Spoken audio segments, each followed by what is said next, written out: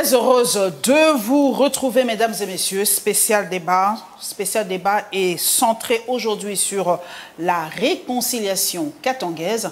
Et pour parler de cela, je reçois une intelligence de mon pays, un journaliste, un confrère et un frère.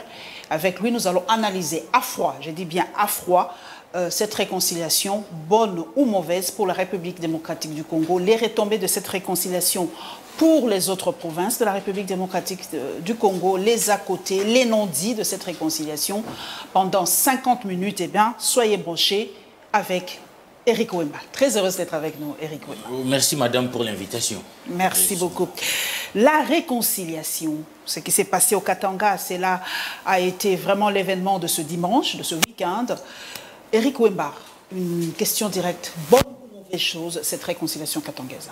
La réconciliation n'est pas, à mon humble avis, quand les hommes pensent qu'ils peuvent se rencontrer pour parler de la paix et de l'unité, ça ne peut qu'être une mauvaise chose. Et une bonne chose, allais-je dire.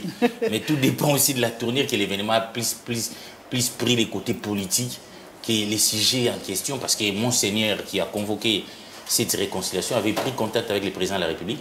La preuve en est qu'il y avait même les membres du gouvernement, Christian Mwando, Serge Condé.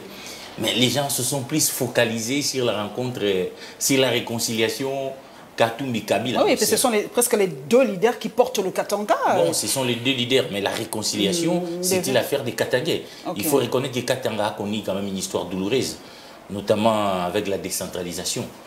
En fait, et le découpage. Les découpages territoriaux, beaucoup de Congolais, beaucoup de Katangais ne l'ont pas supporté. Le découpage territorial a été fait, il faut le dire, de manière très précipitée. Ça a été plus motivé, même si les législateurs voulaient la décentralisation pour le développement. Okay. Mais à l'époque, moi je couvrais les parlements pour les Côte d'Ivoire. À l'époque, Christophe Lutundula avait dit qu'on les faisait de manière précipitée. C'était d'ailleurs pour fragiliser Moïse Katumbi. À l'époque, on le disait déjà. C'était par rapport à un calcul politique. On s'est rendu compte vite que cette décentralisation, au lieu d'être administrative, ça veut dire découpage territorial, ça séparait les gens d'un territoire par un autre territoire. La division devait être comment dirais-je, administrative, Tanganyika, Olomami et consorts, sans diviser les gens, et que les Katangais devaient vivre ensemble. Mais ça divisait plus les gens, et puis ça a été accentué, notamment par la révolution menée par G7 à l'intérieur de la majorité présidentielle, avec Katumbi à l'époque. Alors, ça a créé des fissures, pendant une longue durée, des affrontements. À un moment, ils se sont dit, cet affrontement ne servait à rien. Je crois que la politique, c'est l'art de ramener les extrêmes vers l'intérêt général. C'est ce que Monseigneur a fait, même si ça a pris d'autres tournées. D'autres tournées, évidemment, ça c'est la RDC. La RDC, c'est un pays spécial. Oui. Mais cette image de Moïse Katumbi et Joseph Kabila, vous êtes journaliste. Ça vous dit quoi quand vous voyez cette image? Votre première impression, c'est quoi? Non, moi, ça ne m'a pas choqué en tant que journaliste. Je sais une chose, qu'en politique, il n'y a pas des ennemis éternels. Okay. Vous voyez même les élections en France. Mélenchon était maintenant devenu patron de la gauche. Dans les passés avec Ségolène Royal, ils étaient en contradiction terrible. Mais pour l'intérêt du moment, ils ont dit que Ségolène a dit que je soutiens Mélenchon. C'est-à-dire qu'il n'y a pas des ennemis éternels en politique. Okay. Sinon, s'il y avait des ennemis éternels en politique, on ne verrait jamais l'IDP signer un accord avec Kabila. Quel accord? Quand j'apporte l'accord de l'Ibiza, l'accord de Venise, et puis quand Tshisekedi prend le pouvoir comme président de la République, il y a eu un accord de coalition à l'hôtel du Fleuve. Donc, pour dire qu'il n'y a pas des ennemis, l'IDP a été dans une opposition radicale contre Kabila. Mais ils ont eu à partiser, à collaborer ensemble. Ça n'a pas commencé seulement avec la coalition FCC-Cash. Les gens oublient qu'il y a eu Venise et Ibiza dans ces pays. Parlez-nous un peu d'Ibiza, parce que nous avons tendance souvent à oublier les choses. Oui, est-ce que c'est réel, c'est pas un mythe? Est-ce que cet accord d'Ibiza a réellement existé? Oui, il y a eu deux phases. Il y a eu d'abord Venise. Il faut dire qu'à Venise, Félix Tshisekedi, moi je parle comme journaliste du phare, Félix Tshisekedi était secrétaire général adjoint de l'IDPS en charge des relations extérieures. C'est lui qui avait confectionné les listes. Ils ont négocié avec Kabila. Et deuxièmement, la personne centrale avant de quitter Ibiza pour Venise, qui a négocié avec l'IDPS s'appelle Kalev. Et le Kalev de l'ANER? Oui, Kalev qui était chef des renseignements de l'ANER, les tortionnaires. Parce que les combattants de l'IDPS, quand ils parlaient de Kalev, c'était un tortionnaire.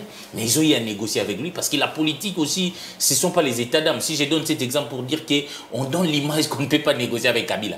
Mais l'histoire nous démontre que l'IDPS a eu à négocier avec Kabila. D'ailleurs, l'accord d'Ibiza prévoyait une transition de 2 ans. Ah bon? Mais ils ont refusé ça à Jean-Val. De 2 ans et de 3 ans. Mais si ils ont refusé ça, Parce qu'il y a eu un rapprochement entre Katumbi et Félix Tshisekedi.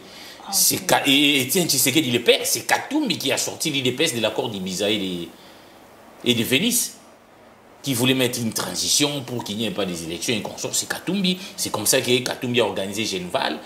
Tshisekedi était mené avec Katumbi. Ils ont créé les rassemblements et consorts qui a abouti à l'accord de Saint-Sylvestre. Donc Katumbi avait joué un rôle très prépondérant pour mettre fin à cet accord qui voulait quand même une longue transition pour qu'il n'y ait pas des élections au Congo. Et l'IDPS dans son ensemble était d'accord. Et quand Katumbi a rapproché Tshisekedi père pour lui dire que cet accord présentait des dangers, qu'il n'y a pas eu cet accord. Donc, quand les gens parlent aujourd'hui, ils doivent aussi se référer à l'histoire. Donc, moi, je suis en train de dire, moi, je ne suis pas choqué. En politique, il n'y a pas des ennemis internels. La politique, c'est d'abord l'intérêt. D'ailleurs, c'est l'art de ramener les extrêmes vers l'intérêt général. Wemba, mais pourquoi aujourd'hui, certains membres de l'UDPS ne sont pas d'accord face à ce rapprochement Katumbi-Kabila? Ils disent que non, ce n'est pas possible. Pourquoi Katumbi, comme vous l'avez dit, a sauvé Tshisekedi de l'accord d'Ibiza et de Venise? Mais pourquoi cette fois-ci, il ne veut pas faire la même chose? Pourquoi il ne veut pas sauver, une fois de plus, entre guillemets, Félix Antoine Tshisekedi de cette situation? Il est dans l'union sacrée. Pourquoi aujourd'hui il est comme un opposant dans le pouvoir? Vous savez quand même que Katumbi plusieurs fois est venu sauver Tshisekedi. Vous savez, à Genève, il y a une partie de Genève que les gens ne disent pas.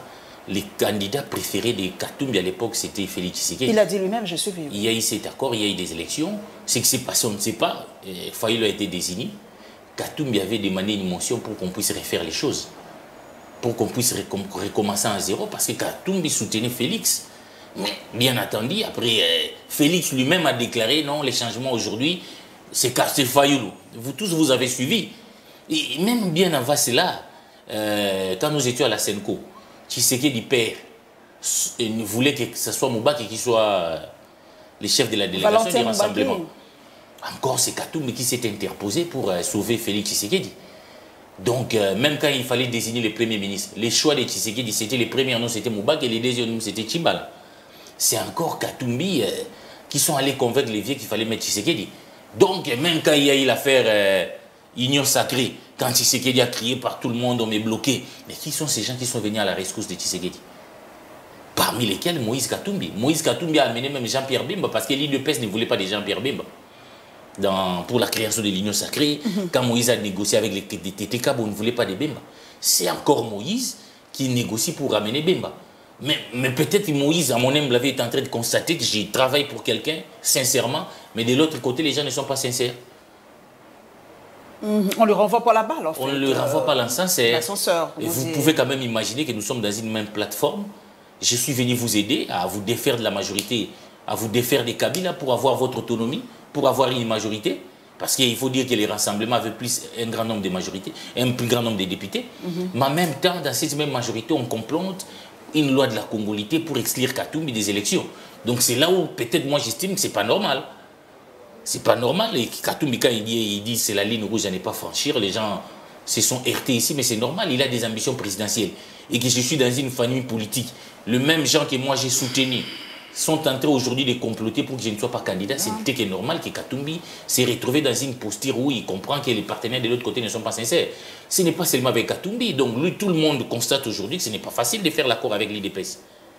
Ils étaient avec Kaméré, il y a un procès de 100 jours, mais aujourd'hui ils sont en train d'acquitter tout le monde. Ils étaient avec Katumbi, ils étaient avec... il y a tous les gens qui ont rendu service à l'IDPS, même les juges. Changa, les autres. Les autres, même les juges Kalouba, qui a rendu un arrêt politique ici pour donner à l'IDPS la majorité. Vous avez vu comment il a été récompensé. Je ne citerai pas François Béa. Donc le problème, c'est au niveau de l'IDPS, qui quand il prend des engagements, ils ne savent pas les respecter. Et ça fistre les autres quand même. Cette réconciliation-là, parce que beaucoup disent c'est une bonne chose, réconcilier, vous l'avez dit vous-même, mais beaucoup disent que ce sont les recommandations qui heurtent. Eux, ils disent que non, ils prônent, en fait, les Katanga prônent le fédéralisme. J'ai un intellectuel avec moi. Est-ce que le fédéralisme va nous affaiblir? Est-ce que le fédéralisme est une piste de solution pour que les autres provinces prennent aussi conscience que non, nous avons aussi des atouts, nous devons nous développer, pas toujours jeter un regard vers le Katanga? Parce qu'il faut quand même que les gens apprennent à lire l'histoire politique du Congo. Moi, j'étais jeune peut-être je n'ai pas vécu ces périodes-là, je me suis ressourcé dans l'histoire politique du Congo. Il y a eu une constitution rédigée à la conférence nationale souveraine avec les professeurs Liao, de l'IDPS. Et cette constitution prônait... Le défunt professeur Liao. Les défunts professeurs Liao. Je défie quiconque d'aller voir cette constitution élaborée à la conférence nationale souveraine. Et Liao était à l'IDPS. Et cette option, c'était l'IDPS aussi. Si vous suivez même les débats Ngouz Tshisekedi, père était fédéraliste. Ah, ok. Ah oui, peut-être les gens ne le savent pas. Il a dit en Ngouz, ils étaient fédéralistes. Donc le fédéralisme en question n'est pas une bonne chose, n'est pas une mauvaise chose, allais-je dire. Les États-Unis, c'est un pays fédéraliste. Mais on nous dit que nous sommes fragiles. La RDC oui, fragile. Peut-être, mais il ne faut pas présenter les fédéralismes comme une mauvaise chose. Non, le fédéralisme, c'est la forme de l'État où les provinces, les États sont autonomes. Mais il y a quand même un pouvoir central qui existe, mais il y a beaucoup plus d'autonomie aux provinces pour permettre aux provinces de se développer. Donc la constitution de la conférence nationale souveraine était fédéraliste. En 1992. En 1992. Donc les Katangais réclament aussi le fédéralisme. C'est un choix qui est discutable. On ne peut pas rejeter ça totalement. Mais sauf que peut-être qu'au niveau de la Sun City, le Congo a connu d'abord un régime, je crois, fortement centralisé avec Mobutu. Mais le régime fortement centralisé a posé des problèmes parce que les gouverneurs devaient attendre l'ordre de Kinshasa. Même quand il y a eu la guerre de Kolwezi, ils devaient attendre l'ordre de Kinshasa. C'est pourquoi les gens ont pensé qu'il fallait aller vers la décentralisation. Déjà avec Vundor. Mais à Sun City, on a dit, face aux fédéralistes, parce que je comprends aujourd'hui, parce que les Katanga a connu une sécession. Moi, pas seulement les Katanga, même les Kassai avec, comment il s'appelle, Kalonji Djitoba. Ils ont connu des sécessions. Par la crainte de la sécession, les gens ont dit, pas un fédéralisme dire, pas aussi un régime centralisé fort comme Mobutu, trouvons légiste et millier. C'est comme ça qu'on a parlé d'un État fortement décentralisé. Donc c'est vraiment hybride. C'est entre le fédéralisme et l'unitarisme. Donc moi je pense que si les Katangais, c'est discutable. Moi, voilà, je dis pas que c'est quelque chose, cette recommandation ne peut heurter personne, parce qu'Étienne Tshisekedi était fédéraliste. Il faut qu'on rencontre l'histoire au Congolais. Peut-être les gens parlent d'Étienne Tshisekedi, ça les connaître, il était fédéraliste. La Prévanek, son camarade de combat qui a piloté, j'ai dit dans les débats Ngouz, il défendait le fédéralisme. Ngouz me disait qu'il fallait donner les contenus au fédéralisme. Voilà, nous allons décortiquer un peu ces recommandations. Merci à Actu 30 de Rachel Kitita. La création d'un cadre permanent de concertation, résolution des conflits entre fils et fils du Katanga. Ça, c'est pas ça. Alors, moi, je ne pense pas que c'est un problème au niveau, là. Mais si les autres provinces font la même chose, ce n'est pas du tribalisme, ce n'est pas du repli communautaire, ce n'est pas du repli communautaire, parce que les provinces doivent se développer, les fils et filles des provinces doivent parler pour des questions qui concernent le développement de leur province. Au niveau du Parlement même, ça se passe. Il y a des coquistes, non? Des coquistes, des députés, des Kassaï. Alors moi, je ne vois pas là où il y a vraiment de problème. Voilà, la création et la mise en place d'une commission spéciale du Katanga pour les questions de développement intégré et investissement du Katanga. Mais les gens disent, le Katanga en soi n'existe plus. Pourquoi on parle du Katanga? Ils parlent du Katanga parce qu'ils estiment que les découpages devaient rester simplement administratifs. Mais les Katangais ne peuvent pas se diviser. Ils peuvent, dans un cadre commun, parler des choses qui concernent les 3 provinces des membres du Katanga. Il y a combien de provinces des membres? Je sais qu'il y a 3 ou 4 ans. Oui, il y a moi, c'est des noms. Jusqu'à aujourd'hui, je n'ai même il y a Tanganyika, il y a les Haut-Katanga, il y a Olomami, je ne sais pas moi aussi, mais il y a les Katangais découpés. Ils veulent que les découpages s'arrêtent au niveau administratif, pas les hommes. Les hommes peuvent se parler des intérêts communs qui concernent l'ensemble du Grand Katanga.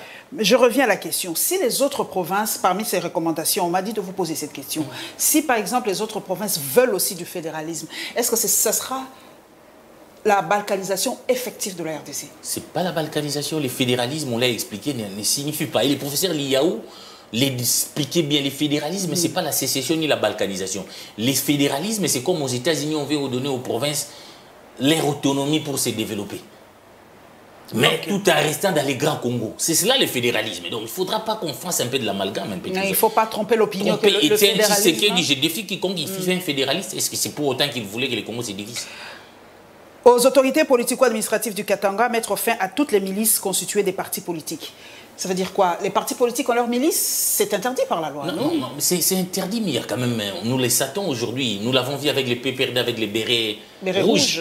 Nous l'avons vu quand on est parti dans les histoires de Bilanga ou ici à Kingabois. On a parlé de ces histoires-là. Que les gens doivent... Il faut que les partis politiques éduquent leurs gens dans un combat citoyen militant. Pas que si quelqu'un est contre vous, vous l'attaquez avec des manchettes et consorts, on doit y mettre fin pour qu'il règne la paix, la tolérance. Donc, si on fait mettre l'existence, et Katanga connaît aussi des milices avec les Bakata Katanga et consorts. Donc, si aujourd'hui ils ont connu, les gens sont morts, il y a eu des problèmes, il faut mettre fin à ces phénomènes-là pour qu'on puisse voir les Congos dans un sens de développement. Ce qui fait mal, ce qui fait bouger les choses, c'est cette recommandation. Initier, non, œuvrer pour favoriser l'avènement rapide du fédéralisme dans le pays et initier une loi devant aboutir à l'uniformisation nominale de toutes les provinces issues du démembrement du Katanga en mettant en exergue la dénomination Katanga, comme l'avaient déjà suggéré les évêques membres et l'Assemblée épiscopale, et arrêter toute spoliation et s'opposer à toute prédation tant interne qu'externe. C'est ça qui fait mal. Les gens disent, mais c'est la loi, le découpage est acquis. Toutes les provinces ont été découpées. Pourquoi eux veulent à ce qu'on revienne au Grand Katanga? Alors que c'est la loi nationale que le Grand Bandoutou revienne, l'Équateur revienne, la province orientale, Kassa et les autres. Pourquoi eux, ils tiennent tellement à ce que... Moi, je ne suis pas, parce que je n'ai pas participé à ces assises, je ne suis pas là pour être le porte-parole des assises. Non, mais nous parlons de la réconciliation des recommandations. En tant qu'intellectuel, est-ce que peut-être qu'aujourd'hui, les gens constatent que la décentralisation n'a pas donné les résultats escomptés. La décentralisation, on voulait que ça nous amène vers le développement, ça n'a pas été le cas. Et que les gens doivent réfléchir sur cette décentralisation. Parce que quand on a parlé d'un État unitaire fortement décentralisé, c'est la voie vers le fédéralisme quand même. Il faut le dire. On allait lentement peut-être sûrement vers le fédéralisme. Donc, mais aujourd'hui, même notre décentralisation, on doit repenser ça. Les gens doivent réfléchir. Comment aller vers cette décentralisation? Tout simplement. Donc moi, je ne suis pas là pour soutenir telle idée. Mais non, là, on réfléchit à froid, j'ai dit en tant qu'analyste. Est-ce que vous, personnellement, vous pensez qu'on doit faire ce retour aux 11 provinces? Ça serait une bonne chose, qu'on retourne aux 11 provinces, non, moi, je pense plutôt qu'il faut repenser notre décentralisation. Comment ça, pratiquement voir qu'est-ce qui n'a pas marché. Qu'est-ce qui n'a pas marché pour rectifier les tirs. Faire des choses méthodiquement, pas tel que ça a été fait. C'est justement là quand on fait des choses à la va-vite. Pour un homme, pour neutraliser un adversaire politique, on tombe dans des travers comme ça. Donc je crois qu'il faut repenser, il faut que les gens réfléchissent. Donc on ne peut pas empêcher les gens de réfléchir sur des questions qui concernent le développement de leur province. Pour autant que ce n'est pas contre les intérêts de la République. Mais ceux qui disent, voilà, c'est quelque chose de tribalo-provincial, parce qu'ils disent qu'il faut mettre fin aux faits migratoires massifs opérés sans aucun respect de la dignité humaine et pertinent l'ordre social et public. Ça, ils disent, non, ils visent un peuple bien déterminé. Est-ce vrai ou faux? On ne vise pas un peuple, parce qu'on a l'habitude de... Moi, on est tenté, je vis un débat ici. Je suis contre tous les extrémistes. Mais on a l'habitude de confondre un peu les droits. La Constitution reconnaît à un Congolais de s'installer là où il veut. Exactement. Mais ça, c'est un problème du droit. Mais du point de vue juridique et du point de vue sociologique, tout mouvement comment dirais-je, l'immigration en masse là, a des conséquences fâcheuses. Hein? Vous savez, il faut contrôler cette immobilité, cet exode massif des populations d'une province vers une autre province. C'est pourquoi même je pense qu'il faut vraiment repenser notre décentralisation. C'est-à-dire que même en France ici, imaginez qu'un matin, les gens qui habitent l'île, tous veulent venir à Paris. Ça va créer des problèmes. Ça crée des problèmes à Kinshasa. Cette immigration, il faut voir cet exode massif des gens qui sont venus des provinces ici à Kinshasa. Aujourd'hui, Kinshasa est surpeuplé. Il y a des maisons où les gens habitent 4. Il y a des problèmes de cohabitation. Tout ça, ce sont des problèmes qui... Donc il faut que l'État congolais puisse contrôler donc, ces flux migratoires contre la dignité humaine où les gens ne quittent pas. Parce que dans l'ancien temps, même à l'époque coloniale, même à l'époque on contrôlait. Donc les gens, quand ils devaient quitter une province pour une autre province, nos parents sont venus du village, mais la raison, elle devait être claire peut-être pour étudier. Mais les gens ne viennent ici pour des raisons de survie. Alors, moi, je pense que si toutes les provinces étaient développées, si on travaille pour le développement des provinces, les gens auront de moins en moins tendance à quitter une province pour une autre province. Donc, ce n'est pas seulement les Katanga, ça, c'est un problème qu'il faut résoudre. L'exode national, cet exode massif de la population. Il faut qu'il y ait des raisons fondées qui poussent un Congolais à quitter un territoire pour un autre territoire. Mais si les gens viennent en masse, vous voyez si tous les milliers de gens viennent du Bandundu pour Kinshasa, vous voyez ce que ça fait. Donc il faut repenser notre décentralisation, travailler sur les développements pour que les gens sentent que quand je suis là, parce que quelqu'un qui est à Marseille, Il a tous les standards de vie, il n'arrive pas à Paris, il peut étudier dans une bonne université. C'est le travail qui doit être fait par l'État congolais. Malheureusement, on n'a pas encore... Je fais du coq à l'âne. Le projet 145 territoires, c'est peut-être la solution, non? Est-ce qu'on a déjà commencé à œuvrer sur ce projet? Je ne sais pas, moi, je suis de ceux qui ne croient plus à ces projets-là. Parce que vous savez, tous les projets, il y a eu les projets des 100 jours, ça a été un échec. Chile, Gelou, projet des 145 territoires. Malheureusement, c'est des projets, mais derrière ces projets-là, il y a des gens qui estiment qu'ils doivent créer des sociétés fictives pour avoir des marchés. Donc les Congolais ne négocient jamais pour le développement de leur pays, c'est pour leurs intérêts. Vous avez vu les scandales du procès des 100 jours où on a créé des entreprises fictives rien que pour avoir l'argent de l'État et ne rien fait. Donc ce sont les mêmes erreurs, on va reprendre les mêmes erreurs. Et moi je me pose même la question pour ironie, je me suis posé toujours la question que l'IDPS qui est au pouvoir, qui est un parti politique, qui a un siège. Si vous allez au siège de l'IDPS, on n'arrive même pas à assainir ces sièges-là. Chilumba dit les toilettes sont bouchées. Alors, les gens qui sont incapables même de déboucher leurs toilettes vont vous dire qu'ils vont faire 145 jours. Moi, je ne crois pas. Heureusement qu'en politique, les promesses n'engagent que ceux qui les croient. Moi, je ne crois pas, ce sont des slogans. En une année, je ne sais pas comment ça va se faire. Libérer les frères et sœurs katongais détenus pour des causes politiques dans l'esprit de la réconciliation nationale, créer les conditions de retour au pays et dans les provinces de sœurs et frères injustement traqués qui sont en exil. Pour vous, beaucoup disent Wemba qu'on vise 2 personnes. En fait, comme vous avez dit que cette réconciliation, on dirait que c'était la réconciliation entre Kabila et Moïse Katumbi. Ici, on dit c'est John Numbi et Kalev. Oui, bien entendu. Vous savez, depuis la conférence nationale souveraine, on parle toujours de la réconciliation dans notre pays. Et Monseigneur Monsengo disait que la politique d'exclusion n'a jamais payé et que les Congolais doivent se réconcilier avec eux. Bon, moi, je suis contre cette réconciliation sans la justice aussi. Personnellement, même Monseigneur de Simon Toutou, il peut y avoir pas de réconciliation sans la justice. Mais même alors, les Congolais doivent se réconcilier. Nous avons besoin de cette concorde nationale pour regarder dans la même direction, au-delà de nos divergences, dire que les Congolais regardent dans la même direction pour sauver leur pays. Donc, demander la réconciliation nationale, la libération de tel, on dirait tel, il a fait ici, tel. Non, il vise beaucoup plus sur les fils de Katanga, hein, c'est vrai. Mais il demande quand même. Vous ouvrez le champ, vous disiez, pour ceux qui sont injustement incarcérés. Moi, je pense que le président de la République doit donner un signal fort, parce que je crois que depuis un certain temps, on sent quand même un Congo divisé, où on parle plus tribalisme, où on parle plus... Je crois qu'en tant que garant de la nation, il doit donner ces déclics-là. Comme Jacques Ndala qui est toujours en prison, malgré la grâce présidentielle. On sent quand même une justice à double vitesse. Parce qu'on ne comprend pas, il y a l'acharnement sur Matata. Moi, je vais bien, je ne vais pas défendre Matata. Mais pourquoi Eteni Lengondo, on l'a sorti et puis il n'y a plus rien.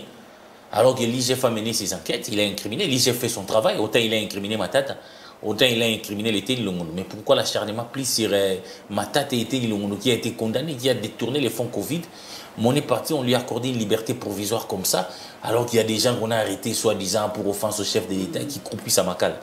Donc c'est ce qui fait qu'on estime quand même, si la justice devait être équitable, ça ne poserait pas un problème. On sent quand même que la justice vise un certain nombre de gens et que d'autres personnes se sentent comme si ils sont intouchables. Et quelqu'un qui a détourné, quand on va les sortir à prison, il met comme ça, et Eteni Lengondo, vous avez vu. Et ça donne quelle image? Donc je pense que s'il y a ces revendications-là, on sent quand même... on doit éviter de faire une justice de vainqueur. Une des recommandations qui fait aussi couler beaucoup d'encre et de salive, c'est réserver l'octroi des zones d'extraction artisanale des minerais en priorité aux populations locales autochtones et des gisements miniers conformément à l'esprit du code minier révisé de 2018. Ça, nous allons vraiment en parler parce que chacun aujourd'hui parle de la population locale autochtone et tout ça. Qu'est-ce que vous en pensez? C'est pas ça le tribalisme, parce qu'aujourd'hui, on n'y comprend plus rien. Non, c'est pas le tribalisme. Quelqu'un d'autre ne peut pas venir, par exemple, extraire ces minerais au Katanga. Est-ce que les minerais du Katanga, je pose la question directement, est-ce que le minerai du Katanga appartient au Katanga? Ça appartient au Grand Congo. Mais on a quand même constaté qu'il y a aujourd'hui, même pas au Katanga, c'est un problème général du Congo. C'est-à-dire un pays pauvre assis sur une terre riche. Parce qu'on ne peut pas comprendre quand même, nous sommes dans un territoire de Katanga côte-contre. Il y a des minéraux, les gens viennent investir et vous constatez qu'ils ne posent pas des actes de développement de cette population. Les gens continuent à être pauvres. Alors si on demande que le minerai puisse profiter aux populations locales, je ne vois pas là où il y a le tribalisme. Et nous le demanderons même au Kassai. Il faut le demander même au Maniema. Si les gens viennent investir, qu'ils travaillent aussi pour les développements. Il faut que les minéraux profitent à la population. Directement les populations concernées qui ont ces minéraux-là. C'est anormal que les gens ont des diamants sous leur terre, continuent à demeurer pauvres. Donc moi je pense que c'est dans ce sens-là, ce n'est pas dans un sens tribal. Parce qu'on peut tout reprocher au président Kabila, mais l'héritage, pour moi, du Kabila, c'est la révision du code minier. C'était une bonne chose pour les populations locales. Hein? Non, non, mais pour l'ensemble du Congo. Parce que quand on parle aujourd'hui de l'augmentation des réserves d'échange, tout ce qu'on dit là, mais entre autres, il faut reconnaître que c'est entre autres grâce à la révision du code minier où on a introduit la superdividende. Okay. On a exigé aux miniers de payer plus les impôts et ça entre dans la caisse de l'État. C'est d'ailleurs les problèmes que Kabila a connus avec les Occidentaux, tous ces multinationales là. Mais ça nous profite quand même. Est-ce qu'aujourd'hui on utilise ce code minier révisé? Oui, mais justement quand on vous parle aujourd'hui, augmentation des recettes et consorts, tout ça, mais il faut mettre aussi à l'actif de Kabila la révision du code minier. Donc les miniers payent beaucoup plus aujourd'hui l'argent dans les caisses de l'État. Surtout que notre matière première connaît aujourd'hui la hausse dans les marchés mondiaux. Et le Congo est en train de bénéficier de ça. Mais la raison qu'on se pose, mais que faisons-nous avec cet argent? La gabegie, ça ne profite pas à un grand nombre. Ouais, parce que beaucoup, j'ai ouï dire aussi qu'il y a beaucoup de gens qui viennent vraiment d'une façon désordonnée piller ces richesses. Et voilà, il n'y a pas seulement les multinationales, il y a aussi d'autres... Il y a des Congolais, il y a des Congolais, les gens qui viennent, qui vont à là-bas. Voilà, c'est vraiment l'Eldorado aujourd'hui. Parce qu'après, nous avons appris que Kabound avait des carrés miniers. Oui, j'ai même vu les images. C'est quand même des choses, on ne vient pas à politique pour avoir des carrés miniers. Et il n'est pas le seul. Hein, il n'est pas le seul, donc on s'y tient quand même des gens qui sont venus. Je vois même les pavés d'un détresse parlementaire qui a dit qu'on vient en politique comme un sacerdoce pour servir la population. Mais ce qui n'est pas le cas aujourd'hui, on sent que les gens sont venus pour s'enrichir, chercher des carrés miniers au détriment des populations locales. Donc quand on revendique ça, c'est pour que les gens comprennent que quand vous prenez des minerais, il y a un peuple. Et quand il faut penser à ces peuples-là, ces enfants qui n'ont pas de chaussures, mais qui ont les minerais sous leur terre. Et moi, je suis passé au Kasaï, j'ai vu dans quelles conditions certains enfants étudient. Mais c'est malheureux, mais les Kasaï et les diamants, que faisons-nous le diamant du Kasaï? Donc le problème est général, et ce n'est pas un problème katangais, mais peut-être que c'est les Katangas qui donnent les tonis pour que les richesses du Congo profitent aux Congolais. Et parce qu'aujourd'hui, on ne peut pas seulement... Les minéraux, il y en a partout. Il y a des provinces qui ont des pétroles, comme le Congo central. Il y a les courants ici, les barrages, mais les gens... À Matadi, il n'y a pas le courant. Tous ces problèmes doivent être résolus. Comment on peut comprendre que les gens qui ont un barrage, ils n'ont pas le courant? Donc ce sont des problèmes globalement qui doivent être résolus. Mais il y a quand même des réactions aussi des politiques. Je veux prendre par exemple Mouyambo qui a dit c'est pas sincère cette réconciliation. Bon, moi je crois que c'est démocratique. Tout le monde est peu. Vous savez, la dictature, c'est l'inanimité. La démocratie, c'est la possibilité de ne pas être d'accord. Les gens ont le droit de ne pas être d'accord. Je comprends Mouyambo, mais ils n'ont pas la même philosophie que Katumbi. Katumbi, c'est un homme de paix. En réalité, tel que moi, il peut avoir ses défauts, mais c'est quelqu'un de paix et de conciliation. Parce que quand vous parlez de réconciliation, qui pouvait penser voir Kyungu et Etienne Tshisekedi du Amulumba se serrer la main? On oublie vite, hein? Oui, parce qu'en 90, quand Tshisekedi était le Premier ministre, Kyungu a fait une déclaration bombe que nous n'allons pas reconnaître Tshisekedi. Je me rappelle, oui. Et on a appelé même les Biloulou, il y a eu expiration des Katangais, et Kyungu et Tshisekedi étaient devenus des grands ennemis. Mais il y a une réconciliation. Et cette réconciliation, c'est à l'actif de Katumbi. Alors lui, il réconcilie les autres. Il demande aux autres de se pardonner comme il a demandé à Kyungu et Tshisekedi. Pourquoi lui ne devait pas pardonner Kabila? Parce que quand nous sommes allés à Lubumbashi, lui, il a dit l'affaire des Kabila là appartient au passé. Depuis de tout ce que j'ai subi, moi je pardonne, je suis chrétien. Donc on ne peut pas condamner Mouyambo qui estime que les Kabylistes l'ont maltraité, il ne peut pas pardonner. C'est son droit. On ne peut pas aussi en vouloir à Katumbi qui estime au-delà de tout, moi je pardonne, on peut avancer. Alors c'est un pardon. Il a réconcilié Kyungu et Tshisekedi du Amulumba. Et les gens doivent savoir aujourd'hui, nous les livrons dans les coulisses du pouvoir, que la réconciliation entre Kyungu et Tshisekedi, c'est à l'actif de Moïse Katumbi. Mais Katumbi est allé même plus loin. L'épiration ethnique qu'il y a eu au Kassai et Katanga, ça a divisé les Kassai et les Katangais. Mais les gens oublient que quand Katumbi est devenu gouverneur, il est allé demander pardon au peuple Kassai. Et demander aux Kassaïens de retourner au Katanga. Katumbi l'a fait. Mais lui qui est un homme de paix et de réconciliation, pourquoi il ne peut pas pardonner Kabila? Peut-être le mal de Kabila est peut-être plus profond, non? Non, c'est pas ça. Non, c'est-à-dire qu'il n'y a pas un mal profond qu'on ne peut pas pardonner. Donc lui, il estime qu'il faut pardonner et avancer. Comment autant que l'IDPS qui a subi tout ce qu'il a subi, mais à un moment, il nous a dit que Kabila c'est un homme sérieux. Ils ont signé des accords avec lui, non? Ils ont eu même à avoir des contacts avec Kablev, les tortionnaires de la NER. Je me combien CNews avait critiqué comment l'IDPS devait tendre la main avec...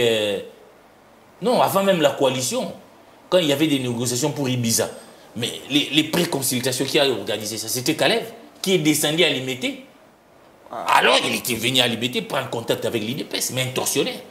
Donc, pourquoi vous pensez que Katumbi ne peut pas se réconcilier avec ses kifirs, ses bourreaux, autres?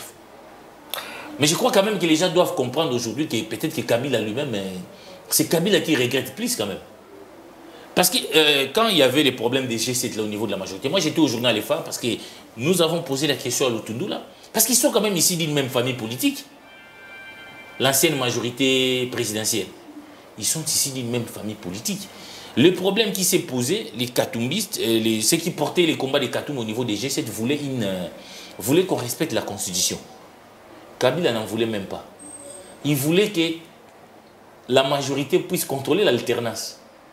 Au lieu que l'alternance va ailleurs. Ils ont dit à Kabila, il est impossible que tu postules pour un 3e mandat. Trouve-nous un dauphin que nous allons soutenir. Nous vous proposons Katumbi. Les problèmes ont commencé là. Et lui n'a pas voulu Katumbi. Il n'a pas voulu, ils se sont radicalisés, ils ont fait ce qu'ils ont fait. Mais aujourd'hui, il se rend compte quand même qu'il a eu à faire un deal avec l'IDPS. Mais vous voyez aujourd'hui comment ça a terminé. Kabila doit quand même regretter. Il doit se dire peut-être que s'il avait laissé les pouvoirs à G7, on ne serait pas arrivé là. Si Kabila avait organisé des élections en 2016 comme les Katumbi voulaient, on n'allait pas arriver là. Donc il ne faut pas voir seulement Katumbi. Il faut voir que Katumbi avait estimé, mais aujourd'hui, l'histoire lui redonne raison. C'est ce qui fait quand même Kabila vienne les rapprocher. Est-ce que les Katangais se battent pour cette réconciliation pour simplement récupérer, entre guillemets, leur pouvoir? Bon, c'est ce qu'il dit, mais bon, les gens peuvent mettre des stratégies pour conquérir. Nous sommes en politique, non? Les gens peuvent se mettre... Leur pouvoir perdu, quoi, voilà. Ils ont perdu. Moi, je ne pense pas qu'ils ont perdu les pouvoirs, mais ils peuvent se mettre... Vous savez, la politique, les alliances se font, se défont. J'ai parlé d'Ika Mélenchon et Ségolène Royal, qui, dans les partis socialistes, n'étaient pas d'accord. Mais parce que Mélenchon est monté, pour l'intérêt de la gauche, il faut se mettre d'accord. Mais peut-être les gens se disent aujourd'hui que l'IDPS au pouvoir nous a déçus du point de vue de la gouvernance. Et le pays est descendu trop bas. Et mettons-nous ensemble, peut-être pour créer une coalition électorale. Moi, je ne sais pas, ce n'est pas été dans les résolutions, mais c'est ce qui se mijote. Mais moi, je pense que si l'IDPS, si Kabila, il faut que l'IDPS comprenne aujourd'hui qu'après avoir géré le pays pendant plus de 3 ans, après avoir eux-mêmes partisé avec Kabila, les gens ne souffrent plus du kabylisme primaire. Kabila n'est plus un diable. Il n'est plus un diable, parce qu'eux-mêmes l'ont partisé avec. Ils ont partisé, donc il n'est pas un diable. C'est quelqu'un de très fréquentable. C'est un ancien chef de l'État. Donc il a encore un mot à dire sur les prochaines élections. Donc les gens peuvent le voir. Mais on n'en est même pas encore là. Mais la différence est que Katumbi, quand il voit Kabila, c'est la journée. Mais autrefois, quand l'IDPS a venu à Ibiza, où Félix voyait Kabila, c'était la nuit. Hein. C'est ce que les gens oublient. Donc, peut-être Katumbi, son péché, a voulu que les choses soient beaucoup plus claires. Qu'il n'y ait pas de suspicions. J'ai vu Kabila, je l'ai vu à la messe, je l'ai rencontré. Mais vous l'avez fait souvent en coulisses. Quand vous êtes allé à Ibiza, ce n'était pas officiel. Et qui avait pris en charge les billets d'avion à l'époque, ce n'était pas Kabila. Ah, il faut que les gens soient clairs. Même quand ils viennent à Genève. C'est Katumbi qui a tout. C'est Katumbi. Il y a des gens... comme Kabound qui venait fraîchement des Kamines avec des sandales à caoutchouc, avec un cargo. Mais pour la première fois dans sa vie, qu'il soit dans business class, c'est Katumbi, même si après il a commencé à comploter quand Katumbi. Donc il faut quand même que nos amis de l'IDPS gardent la voie des billets. Les gens ont les droits de se concerter. Les gens ont les droits de faire alliance. Comme eux aussi, il y a un procès bidon ici avec Bemba. Ils veulent avoir Bemba avec eux. C'est de leur droit. Il y a un rapprochement avec Bougitou qui cherche comme un sorcier dans un bénitier à voir le ministère des Finances. On a vu Martin avec Fayoulou. Qui ça, Matata? Matata plutôt, avec, j'allais dire Matata avec Fayoulou. Donc à un moment donné, pour les intérêts communs, pour les intérêts de la République, les ennemis d'hier, il n'y a pas des ennemis éternels à la politique. Mais comment vous expliquez l'absence du gouverneur Kiaboula? C'est quand même lui le gouverneur, là où Lubumbashi c'est le chef-lieu, mais il n'était pas là. Moi je n'ai pas participé à l'organisation pour savoir s'il a été contacté ou pas. Mais j'ai constaté quand même qu'il y a eu les membres du gouvernement. Et Monseigneur a dit bien que c'était avec l'aval du chef de l'État. Donc les choses... Donc, le chef de l'État est pour cette réconciliation? Non, c'est-à-dire qu'on avait informé les chefs de l'État. Monseigneur l'a dit et les chefs de l'État étaient d'accord, ils se sont organisés. Donc je ne vois pas pourquoi ça doit scandaliser les gens. À partir du moment où le président de l'Union n'avait vu aucun inconvénient. Quelles sont les retombées politiques sur le plan national de cette réconciliation aujourd'hui? Est-ce que les cartes sont en train d'être rejouées? Et si on voit des choses du point de vue politique, on peut croire qu'il y a quand même... C'est normal, hein, Katumbi et Kabila, c'était vraiment la guerre.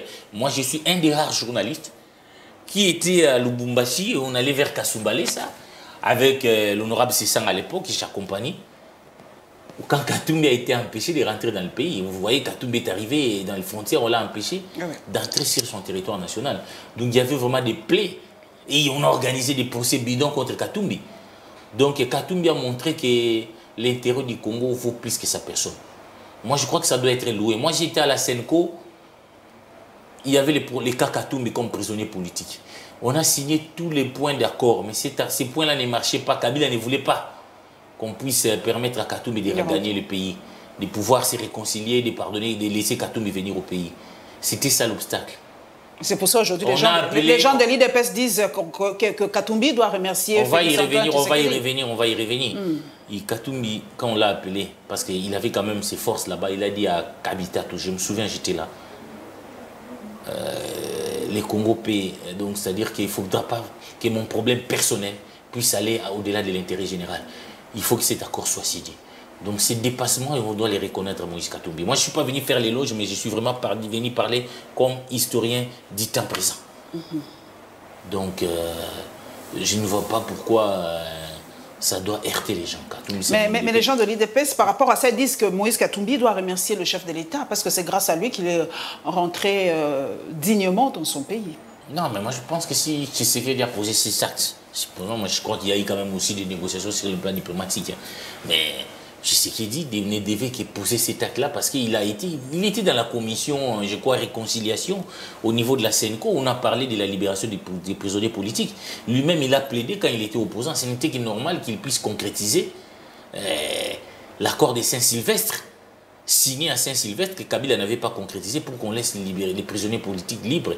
Il ne l'a pas fait seulement avec Katumbi, il a dit, mais c'était une bonne chose. Moi, je ne suis pas d'accord avec Tshisekedi. Mais à partir du moment où il a permis aux gens de recouvrer leurs droits, moi, je ne vois pas pourquoi c'est mauvais.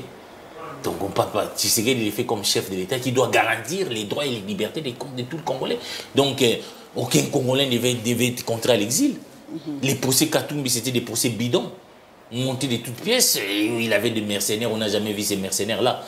Donc, je crois que c'est un droit.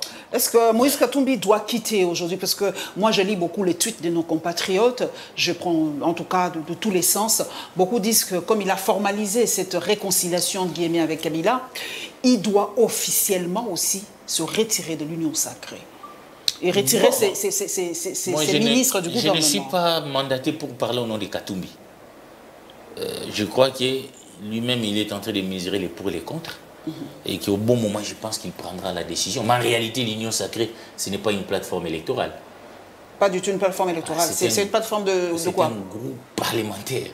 C'est-à-dire qu'il voulait avoir la majorité au Parlement. Comme il n'en avait pas, il a créé l'Union sacrée. Et les gens sont venus lui porter main forte. Et l'Union sacrée, c'est l'effort de tout le monde. C'est peut-être ce qui pose problème. Donc, ils ont là, ils sont tous.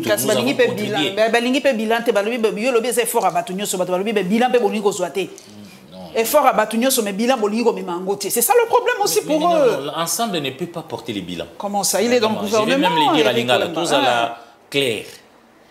Tous en équipe nationale. L'Union sacrée, c'est l'équipe nationale. L'équipe nationale, les aïens entraînés en Angoto, Banaro Lingaming et Ibengi. Mais pour constituer l'équipe nationale, il va jouer il y a l'équipe Union. Hein?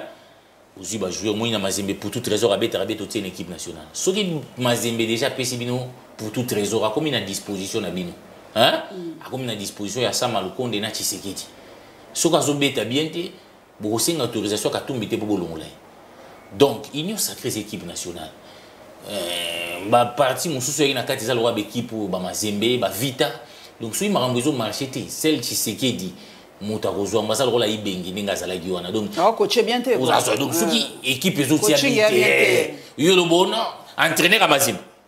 Non, entraîneur à Mazembe, ça, bien aussi, besoin qui va jouer à Mazembe, besoin de Balutundu là, besoin de Banani, Balutundu là, ils sont plus tshisekidistes que Katumbi lui-même. Donc, si l'Union sacrée est considérée comme l'équipe nationale, celle Tshisekedi sera responsable de son bilan. Parce que quand on parle des 18 ans de Kabila, il y a eu aussi les chemins plus 4, où il a partagé les pouvoirs avec les rebelles. Mais celle, le président Tshisekedi sera comptable de son bilan. Parce que s'il estime que Katumbi va aider, qu'il les chasse du gouvernement, pourquoi il les garde? Moi, je dis que c'est tout à fait faux. Donc, pour Nangaï, c'est l'équipe nationale de l'Union sacrée. Donc, ceux qui ont Mazembe, ceux qui ont joué, sont à Zokokate, ils ont une responsabilité à Il y a Mazembete. Peut-être que ça va être Mazembete. Non, bino mo sélectionner parce que obi que bato mususu bakota na gouvernement na. Maintenant Lutundu là par exemple a dit que c'est grâce à Katumbi qu'il était au gouvernement. Il y a eu aussi des débauchages. Katumbi a tindaka kuna te. Non, c'est-à-dire que pour n'avoir pas un ministère affaires étrangères c'était Tshisekedi. Donc Lutundu là lui, il doit sa nomination par Tshisekedi. Et il a dit clairement sur Tom comment vous avez suivi. Alors pourquoi vous allez continuer à incriminer Katumbi? Donc les équipes nationales, Bino Bolbaito Sangana, Mazembe CPC va jouer, le Popo PC va jouer, Vite PC va jouer. Si vous avez un match, faut à Mazembe. Moi je suis que ça doit être clair, Katumbi ne gouverne pas le pays. Ni Martin Fayoulou. Ni Martin Fayoulou, ni Mouzitou, ni Kabila. Matata. Bino Bolbaï Kabila zota biso bakal. Alors ba pesi majorité ba eko aider parce que ba mona ke mona mbala le la raté Kabila zo bloquer nga majorité ya moto pesi yo. Nyonso to pesi yo. Siko soki pays zo développer te faut tiana. Yo mo eli biso ba rama. Qui a mis les problèmes des rames là. Donc les gens volent, les gens pillent, on ne les arrête pas, vous sortez les têtes du monde. Ça c'est Katumbi ou c'est Bemba ou c'est Tshisekedi lui-même. Devant les Congolais, Tshisekedi à mon avis sera celle devant l'histoire pour défendre son bilan. Tozo Lobela, déjà, on est déjà presque en pré-campagne électorale en 2023. Les cartes se dessinent. Cette réconciliation katangaise a fait booster les choses. Et beaucoup disent que les autres provinces prendront le relais. Alors, on se pose la question. J'ai vraiment un journaliste. Peux-tu projeter un peu? Probablement, quelles pourraient être les nouvelles alliances? Comment tu vois? En tout cas, les nouvelles alliances, il y en aura. Les gens se parlent. Les gens se parlent. Les gens se parlent. Ce n'est pas pour rien que Bemba, aujourd'hui, on compte sur lui. Dans quel camp? Bemba est dans quel camp? Lui, dans l'Union sacrée. Oui, mais parce que, vous savez, il y a un procès qui est allé trop vite où Bemba bénéficiait de 21 millions. Pour ça, vous pensez que c'était vraiment un procès pour qu'il recouvre les droits ou c'était une prime politique? Ça se pose aussi de questions. Mouzitou, parce que moi, je sais que Mouzitou devait être à Zoura, c'est Rimo en consultation. Il voulait aller aux consultations, mais il semble que dans les négociations, ça n'a pas marché. Il voulait être ministre des Finances, Adolphe Mouzitou. De ce gouvernement? Oui. De Samalou Kondé? Oui. C'était une des conditions qu'il avait posées pour aller aux consultations nationales. Donc moi, je pense peut-être que Mouzitou est aussi soufflé, ancien Premier ministre. Il avait mon Mikolo, moi, baissé quota. Mon Viaz au opposition. Il faut que ça soit clair. Peut-être qu'il veut rejoindre Tshisekedi, donc c'est son droit aussi. Le futur Premier ministre, comme on dit, j'ai ouï dire. Oui, si Mouzitou peut être avec Tshisekedi, Tshisekedi peut être avec Mouzitou, Abimisi peut Kamel est en prison. On a il sera difficile à Vital Kamel d'être le prochain Premier ministre. Non, peut-être pas le prochain Premier ministre, mais vous avez vu que Tshisekedi, il estime encore que Kamel a de l'électorat au niveau du Bukavu. Ah, il va l'utiliser pour le... C'est ça, donc vous voyez Kamel a fait profil bas. Peut-être ce deal-là, bon, on va vous libérer et vous soutenez-moi. Donc, pour lui, il fait des deals avec les gens, avec les caméras, avec les Bemba. Pourquoi il doit empêcher Katumbi d'être avec Kabila, d'être avec Sessanga, pour créer aussi une Sessanga d'ailleurs a dit qu'il va œuvrer seul. Hein. Oui, il a dit qu'il va œuvrer seul. Oui, il va œuvrer seul. Il va œuvrer seul. Il a dit, moi j'étais dans son meeting, il va œuvrer seul. Mais j'ai dit, les alliances ne sont pas à exclure. On ne sait jamais. Probable, parce donc, en politique, c'est l'art du possible. Je sais que vous suivez beaucoup les activités de Deli Sessanga, que je salue. J'ai reçu quelqu'un ici qui m'a dit qu'il ne pèse pas politiquement, que Deli Sessanga est orgueilleux, que Deli Sessanga veut s'approprier la loi électorale pour se dire que c'est son œuvre intellectuelle et tout ça, que voilà quoi, qu'il est frustré, voilà, qu'il est frustré comme il n'a pas eu un poste ministériel et tout ça. C'est pour ça qu'il combat aujourd'hui Félix Antoine Tshisekedi et pourtant il a eu son poste grâce à Félix Tshisekedi au Kassai. Donc je suis quelqu'un qui suit les activités de en fait, il faut pas que les gens racontent. D'abord, il n'est pas orgueilleux. Moi, ça fait longtemps que je suis avec lui. C'est quelqu'un de très humain, qui blague, qui rigole, qui mange avec les gens. Donc peut-être les gens les jugent de loin. Moi qui l'ai fréquenté, je ne l'ai jamais trouvé orgueilleux. C'est seulement quelqu'un qui a de caractère, qui a de principes. Les principes, c'est qui manque à beaucoup de Congolais. Alors, quand on dit qu'il ne pèse pas, il pèse. Il a été élu à Louisa, un des candidats les plus élus. Et à l'époque, je me souviens qu'il était candidat aussi, député national, en Mbujimaï, en 2011. C'est sans à Louisa, tous dans l'espace Kassai. Tshisekedi? Fils. Ok.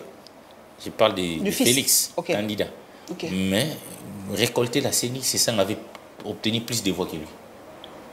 Donc Sessanga a gagné à Louisa et il a fait une incursion à Kananga.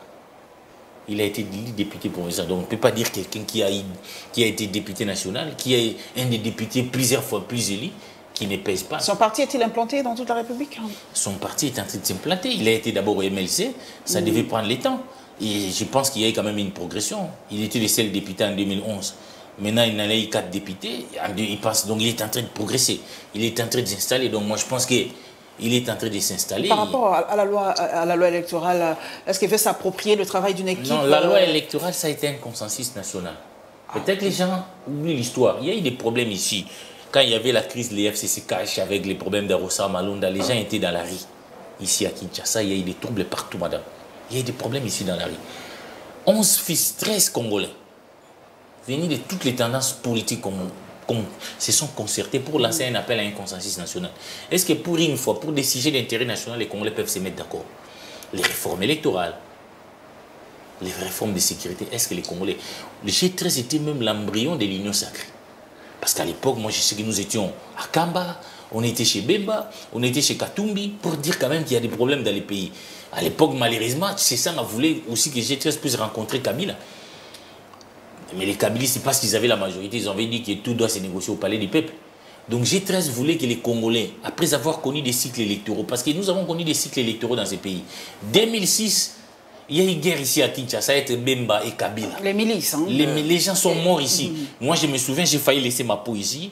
J'étais étudiant à l'IPEN parce que j'étais au département d'histoire. J'avais arrêté pour venir faire les fatigues après. Je devais aller au cours, mais j'ai trouvé la guerre à Kinshasa. La guerre sur les boulevards. 2011, il y a eu 2 présidents qui ont prêté serment dans ces pays. Tshisekedi père, qui n'a pas reconnu la victoire de Kabila. Il s'est autoproclamé président à l'immédiat. Moi, j'ai assisté comme journaliste à la prestation des serments. Nous avons eu des présidents qui ont prêté serment. Et nous avons connu un chaos électoral dans ces pays.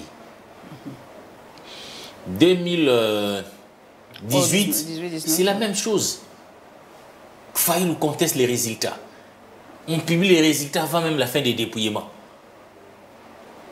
Élection législative, c'est la catastrophe. La Cour constitutionnelle a validé, invalidé, contre-validé. Les gens sont allés dormir au niveau de la Cour constitutionnelle. C'est parce que c'est 13 dignes fils du pays avec des listes sans en tête ont estimé. Est-ce que pour un moment les Congolais peuvent se mettre d'accord pour que nous faisions des réformes, pour que les prochaines élections, que comme nous voyons partout dans le monde, que celui qui perd puisse féliciter celui qui gagne. Parce que nous perdons parce que c'est des crises post-électorales, la Mouka, tout ça. Est-ce que pour un moment demain, ça peut se faire? Ça se fait en France, ça se fait au Sénégal. Moi, j'ai suivi quand il y avait des élections en Sewad et Macky Sall, rien que par les résultats donnés, les tendances données par les médias. Ouad a félicité Macky Sall. C'est ce qui se passe en France. Parce qu'en France, c'est le ministère de l'Intérieur qui proclame les résultats 3 jours.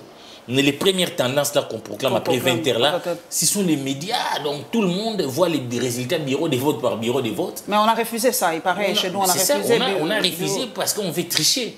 Donc il y avait des réformes pour qu'il y ait la transparence des élections. Mais les gens ont refusé la transparence. Cette loi-là, on a consulté l'ensemble de la classe politique pour aboutir à ces consensus nationaux. D'ailleurs, bureau de vote, c'est quand c'est ça qu'on est allé voir Fayoulou. Une des revendications de Fayoulou a été prise en compte. Exactement. Donc on ne peut pas dire que c'est ça avait s'approprier de cette loi. On a voulu faire une loi, mais cette loi a été charcutée, comme la loi sur la CENI, pour qu'en fait, ça ne soit pas les peuples votent. Les peuples ne puissent pas élire, voter simplement. Parce que nous votons seulement. Mais nous on n'a pas le droit d'élire nos dirigeants. Et justement, c'est de mobiliser le peuple pour s'approprier la loi électorale, pour exiger la publication bureau de vote par bureau de vote. J'ai comme l'impression que nos dirigeants, depuis Kabila jusqu'à Tshisekedi maintenant, on perd plus de la Cour constitutionnelle de la CENI, pas du peuple. Parce que Chadar a même déclaré un jour que celui qui a la CENI et la Cour constitutionnelle gagne les élections. Donc c'est comme si notre vote ne vaut rien. Au lieu de travailler, même s'ils ne travaillent pas sur notre bien-être, pour autant qu'ils ont le contrôle de la CENI, vous voyez toutes les batailles qui sont autour de la Cour constitutionnelle, ils vont gagner les élections. Il faut un moment que nous ayons notre vrai pouvoir, que notre bulletin de vote compte pour changer notre vie. C'est cela le combat de César, c'est cela le combat des principes. Et que Tshisekedi était d'accord avec cette réforme au début. Mais qu'est-ce qui s'est passé maintenant? Mais maintenant, là, ils sont dans la logique de conserver les pouvoirs. On leur dit non, si vous mettez bureau de vote par bureau de vote, vous n'avez pas un bilan à présenter, comment, donc vous allez perdre. Tout est fait maintenant pour conserver les pouvoirs, pour remplir en 2023. Non, il faut qu'on comprenne que les élections ne sont pas la fin du monde. On peut perdre. Il faut qu'on cesse de dire aux Africains, celui qui organise les élections ne peut pas perdre. Les débats, c'est cela. Donc c'est ça, on ne veut pas s'approprier de cette loi. C'est ça, on amène un combat pour que les peuples puissent avoir ce vrai pouvoir, que notre bulletin, notre voix puisse compter. Et que les mêmes jours nous votons, et la CENI va constater avec nous que c'est elle qui a gagné. Donc vous pouvez parler dans un bureau de vote, on a voté tel, ça part à la CENI. Et on a proclamé les résultats des élections de 2018 ici, on dépouillait encore. Comme c'était un père parti État où on avait un bulletin ou non. C'est ce genre d'élection, c'est pourquoi il faut aller aux réformes. Mais on constate que l'Union sacrée est devenue réfractaire à tout changement, à toute réforme. Pour des raisons de conservation de pouvoir, c'est ce qui est malheureux. Merci Eric Wemba, merci en tout cas. Nous avons parlé, vous avez suivi l'intelligence de mon pays par rapport à la réconciliation katangaise. Vous allez vous faire vous-même une idée. Je sais que nous parlons à un peuple mature, un peuple intelligent. Eric Wemba, pardon. Wemby, Steve Wemby, merci parce que j'ai toujours Steve Wemby dans la tête. On a voulu l'arrêter à mon nom. Steve Wemby, bonjour. Donc Eric Wemba a dit que notre voix doit compter. Nous devons élire, pas seulement voter. Oui. Nous devons élire. C'est ça la différence. Nous votons, mais nous n'élisons pas. C'est la CENI. La CENI ne doit être là que pour constater. Pour constater que nous avons... Mais c'est le peuple qui vote, c'est pas la CENI. C'est pas la CENI. Moins encore la Cour constitutionnelle. Voilà, en tout cas, c'est ça le changement que veut Délice Sanga par rapport à la loi électorale et par rapport aux élections de 2023. Nous ne voulons plus de crise post-électorale et que la réconciliation soit nationale. Si le Katanga a donné les go et pourquoi pas les autres provinces, alors comme l'a dit Mzé, prenez-vous en charge, que chaque province organise sa réconciliation. Et les richesses de ce pays profitent aux populations locales. Voilà. Mzé le disait. Les populations locales, en tout cas que les richesses profitent à cette population et l'ensemble de populations locales fait la République démocratique du Congo. Okay. Nous allons nous revoir très très prochainement, mesdames et messieurs, pour un autre spécial débat. Merci. Merci.